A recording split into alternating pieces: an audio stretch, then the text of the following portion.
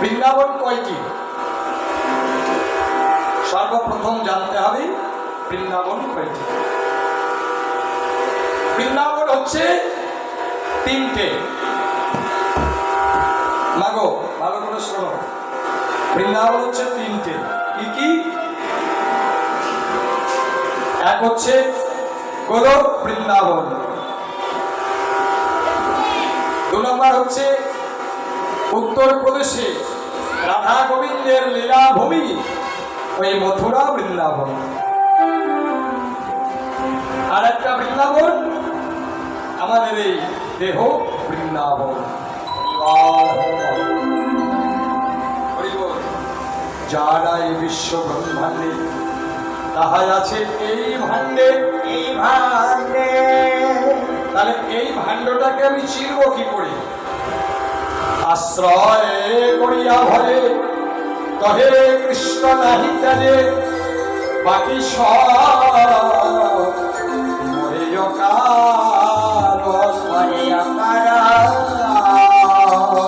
আশ্রয় করতে হবে।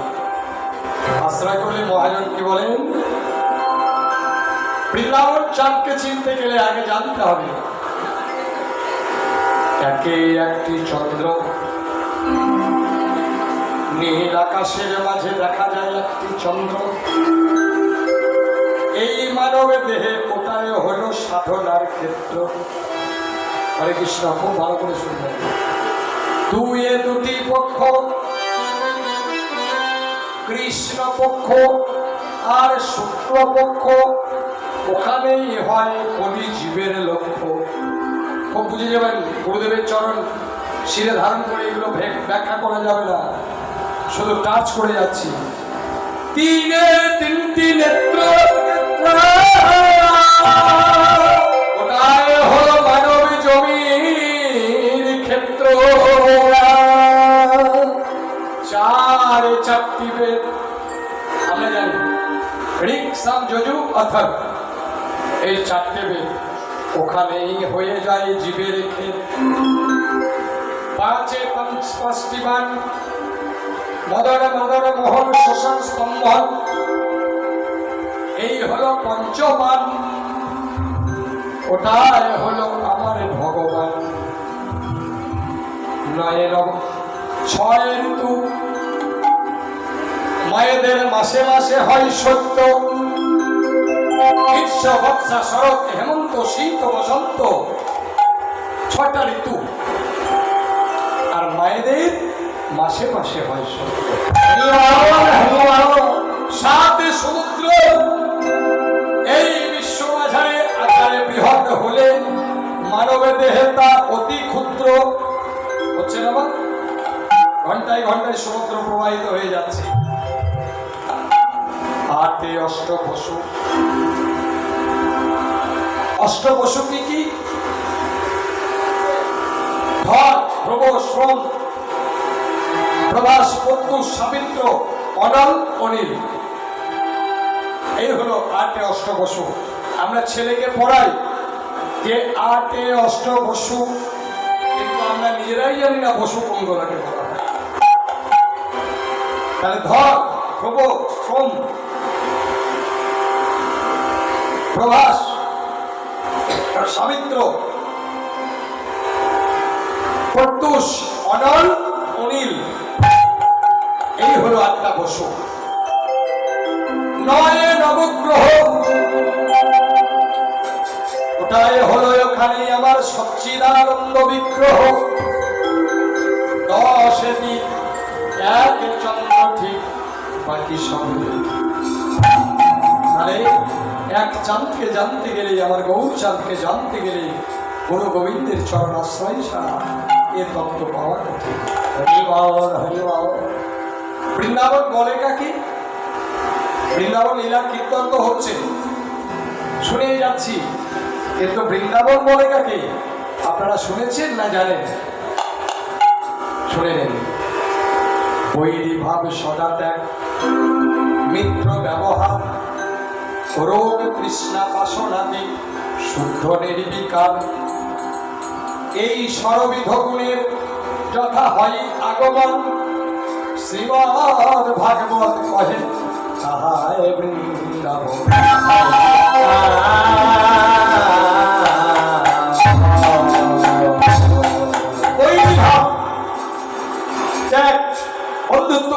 ব্যবহার, রোগ, বাসনা, তৃষ্ণা, শুদ্ধ নির্বিকার এই 6টা গুণ যার মধ্যে অবস্থান করেন তার দেহটাই হচ্ছে প্রকৃত বৃন্দাবন।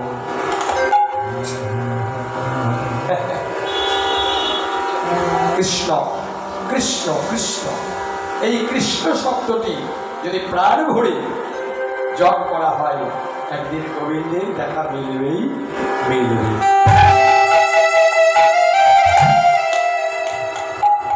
আজকে নিধবনে কৃষ্ণকালী একজন রাজা, সে যদি শাপাভ্রষ্ট না হতো তাহলে কেমন করে জানতে পারতাম ওই বৃন্দাবনে অপ্রাকৃত লীলা? কে সে রাজা? কে না, কলির যুগের রাজা হচ্ছে রাজা পরীক্ষিত।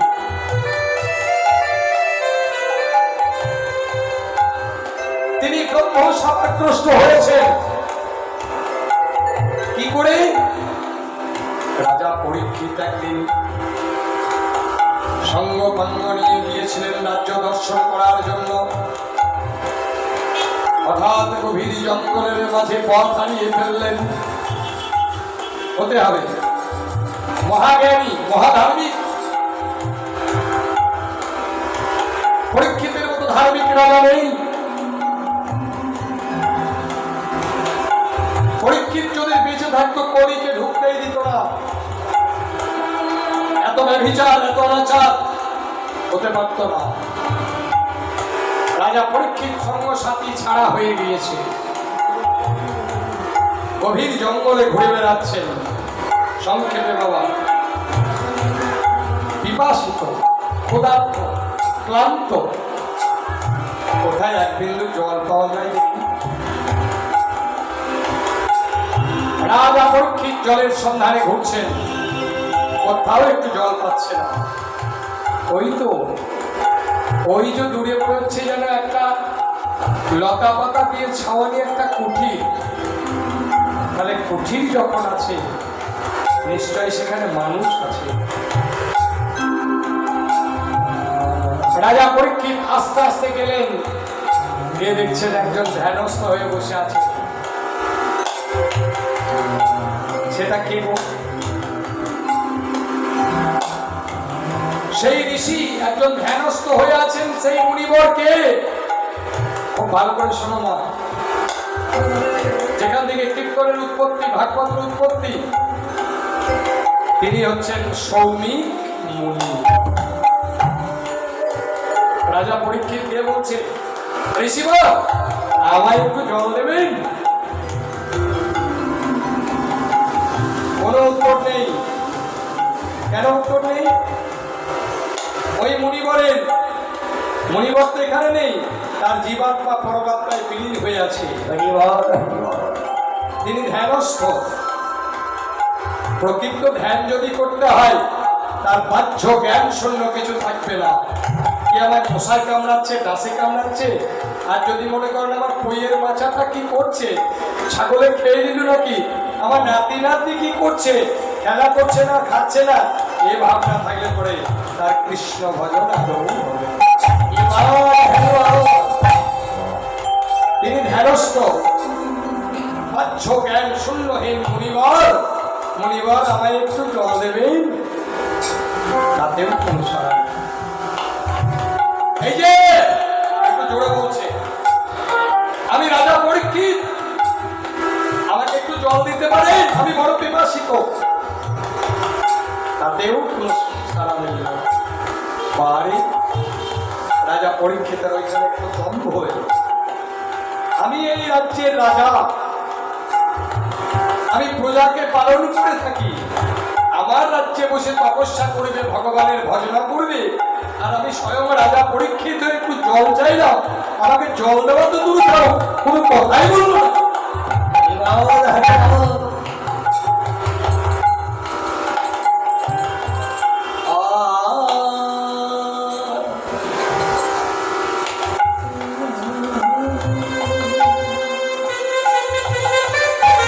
যদি কোনো ভক্ত এখনো অভুক্ত অবস্থায় বসে থাকে, আমার কমিটি দাদারা বলছি সেবা করে দেন। কেন আভুক্ত অবস্থায় ভগবানের লীলা শোনা যায় না। প্রকৃত যারা ভক্ত তারা তো শুনবেই, আর যারা সেবা করার জন্য ছিল তাদের সেবা হয়ে গেছে, বাড়ি গিয়ে ঘুমাবে।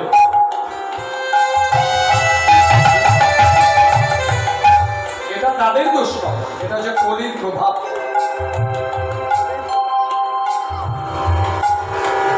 হাতের কাছে গোবিন্দ হরকে পেয়েও ছেড়ে চলে যাচ্ছে, মায়ার ঘুমে ওই আরাম করে শয্যার উপরে ঘুমাবে।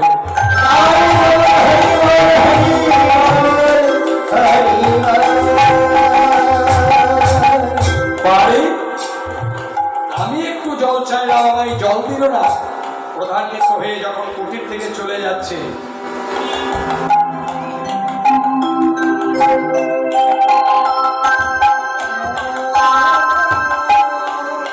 দেখলো একটা মৃত সর্প পড়ে আছে, সাপ।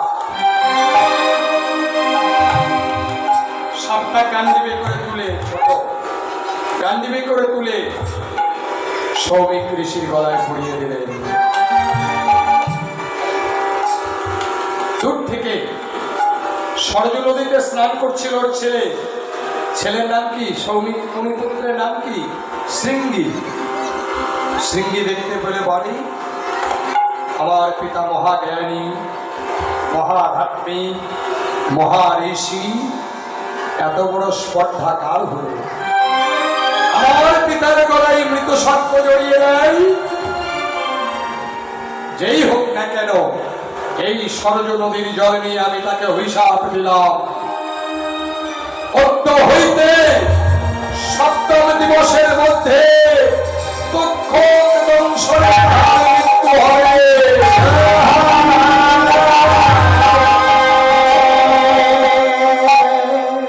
ব্রহ্মশাপ রাজা পরীক্ষিতের উপর হয়ে গেল। সৌমিকের ধ্যান ভঙ্গ হলো। সিংহীকে বলছে, কি করলি বৎস? এ কি করলি পুত্র? লঘু পাপে গুরুদণ্ড। বলা হয় ভুলবশত আমার গলায় একটা মৃত সর্প জড়িয়েছিল, তার জন্য এত বড় অভিশাপ। ফিরিয়ে নে পুত্র, ও যে অন্য কেউ নাই, ও যে মহাজ্ঞানী মহাধার্মিক রাজা পরীক্ষিত। এই শ্মশান পৃথিবীর রাজা, ওর মতো ধার্মিক রাজাকে ওলে ফিরিয়ে নেবে না পিতা। আমি যদি আমার অভিশাপ ফিরিয়ে নিই, তাহলে আমাদের ব্রাহ্মণদেরকে আর ব্রাহ্মণ বলে কেউ মানবে? কেউ মানবে না, অভিশাপ রাখবে।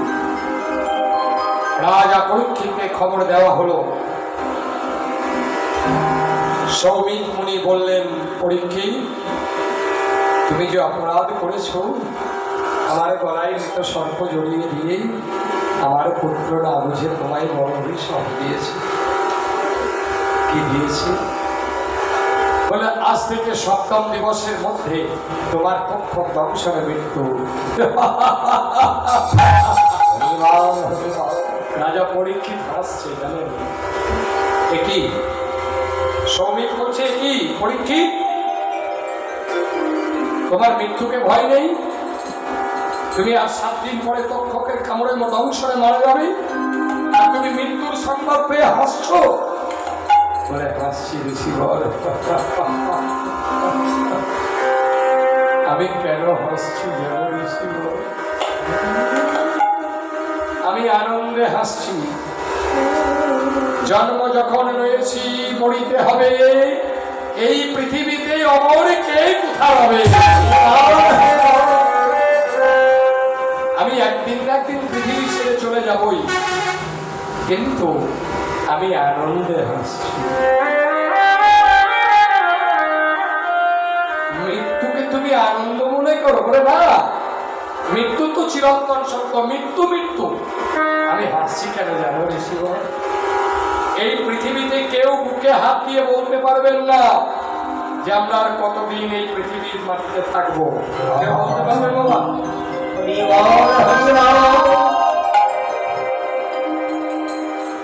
10 বছর, 20 বছর, 5 বছর, না আজকে রাতেই, না কালকে, না পরশু, না 1 মাস পরে, না 3 মাস পরে, কেউ বলতে পারবো আমার বড় ভাই এতদিন? আমি হাসছি ঋষিবর, আমি তো জানলাম আমার বড় ভাই মাত্র সত্যি মরতে তো একদিন হবেই, কিন্তু কেউ কি বলতে পারো আমার বড় ভাই আর 1 বছর কি 2 বছর কি 7 দিন কি 2 বছর কি 10 মাস? আমি তো জানতে পারলাম ঋষিবর, আমি এই জন্য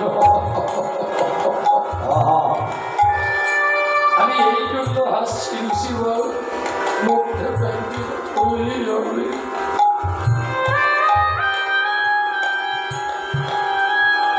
পরীক্ষিত, পরীক্ষিত তোমার যে কিছু কাজ আছে সেটা বলুন ঋষিবর, কি পাও? এই 7 দিন যাবত তোমাকে হরি কথা কৃষ্ণ কথা শ্রবণ করতে হবে, কি করে বলুন? না, 60,000 মুনি ঋষি আছে ভারতবর্ষে। এই 60,000 মুনি ঋষিকে নিমন্ত্রণ করে হরিদ্বারে গঙ্গার তীরে ব্রহ্মকুণ্ডের ঘাটে 7 দিন যাবত তোমাকে হরি কথা শুনতে হবে, ভাগবতের আলোচনা শুনতে হবে। রাজা পরীক্ষিত সমস্ত ঋষিদেরকে আমন্ত্রণ করলেন, সবাই এলেন, বসলেন, ভাগবত নিয়ে বলবেন। শ্রমিককে বলছে আপনি বলুন, অসম্ভব, ওই রাধা গোবিন্দের অপ্রাকৃত লীলা বলার মতো ক্ষমতা আমার এখন নাই। দুর্বাসা থেকে আরম্ভ করে যত ঋষিমুনি সবাইকে ডাকলো, কেউ পারল না। বেদকে ডাকলো, উপনিষদকে ডাকলো, দর্শনকে ডাকলো, কেউ পারল না ভগবান ওই রাধা কৃষ্ণের লীলা মাধুর্য আলোচনা করার জন্য। কে করবে? আছি, একজন আছি, সে কে? না সুখদেব গোস্বামী, যিনি লোভ মায়া কাম লালসাহীন।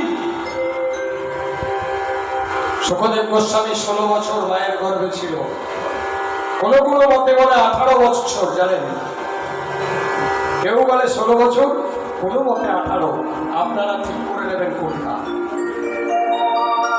কারণ কোনটাকে আমাদের মতো কীর্তনিয়ারা কেটে দিতে পারে না ওই কথাটা। কেউ বলছে 16 বছর, কেউ বলছে 18 বছর, কিন্তু একটা আমরা ঠিক করতে পারি না।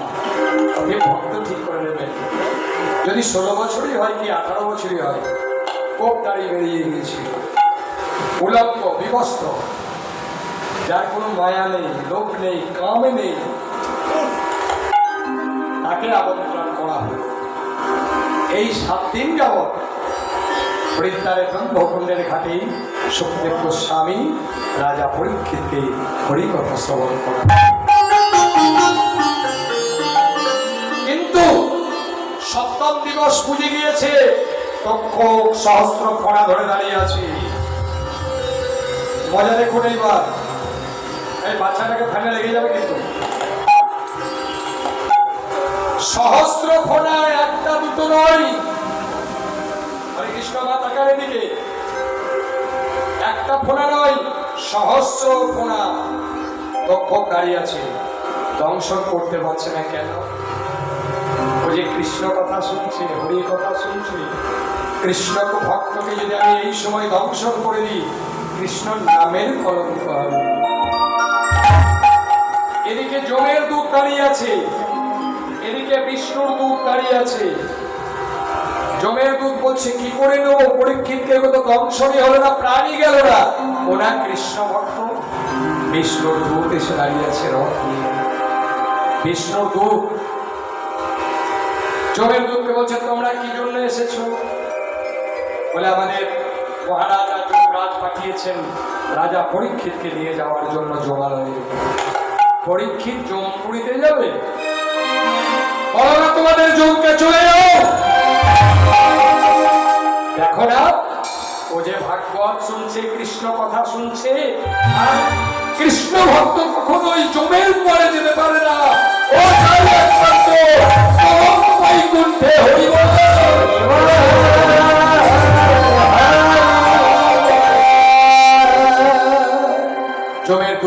চলে গেল।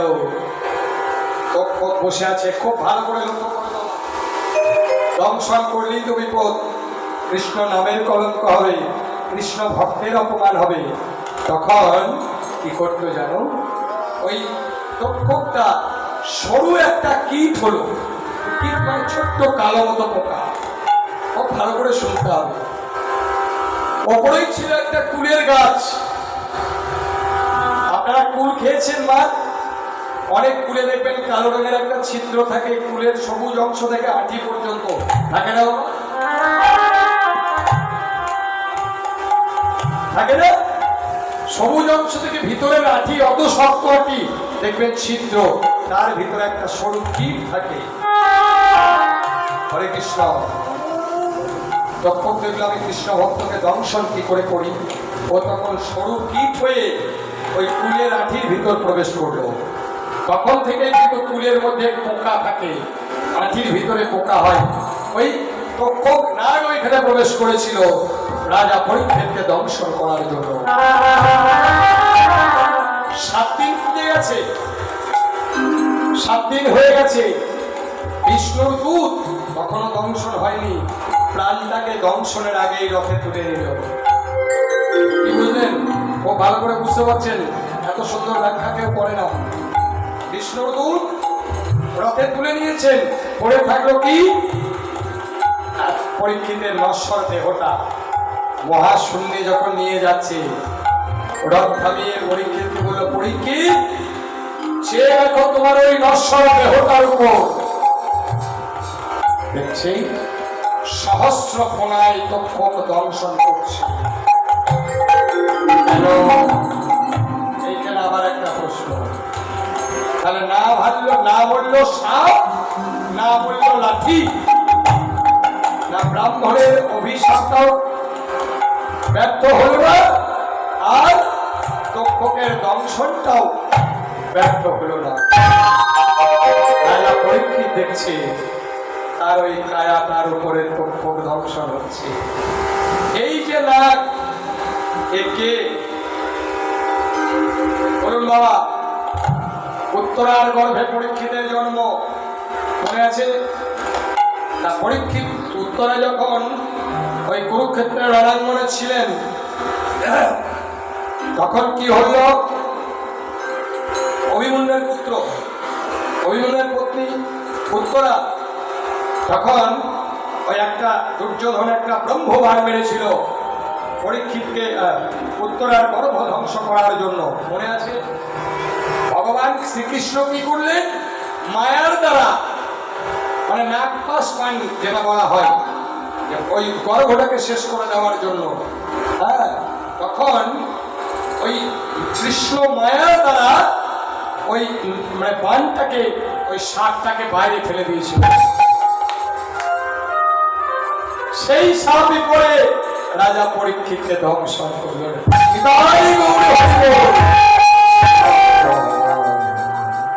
তাই সাপাভ্রষ্ট যদি না হতেন, কেমন করে এই রাধা গোবিন্দের ভাগবতের রস আমরা শ্রবণ করতে পারতাম? তাই রাধারানী আজ বসে বসে ঘরে কাঁদছেন। কেন কাঁদছেন? গোবিন্দের মধুর বরণেই ধনী হয়েছে।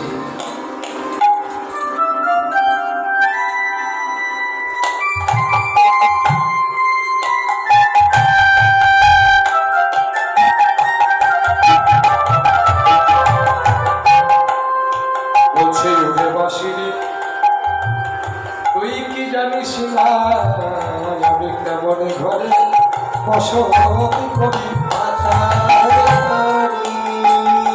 আমি শান্তে নিঃশান্তে হা কৃষ্ণ গোবিন্দ বলে একবার জানতে পাই না। ওরে বাসি, অসময়ে বৃন্দাবনে তুই বেজে উঠলি, তুই জানিস না আমি কেমন ঘরে বাস করি। কেন কেন তুই বেজে উঠিলি? আমি যে কৃষ্ণবাদিনীর ঘরে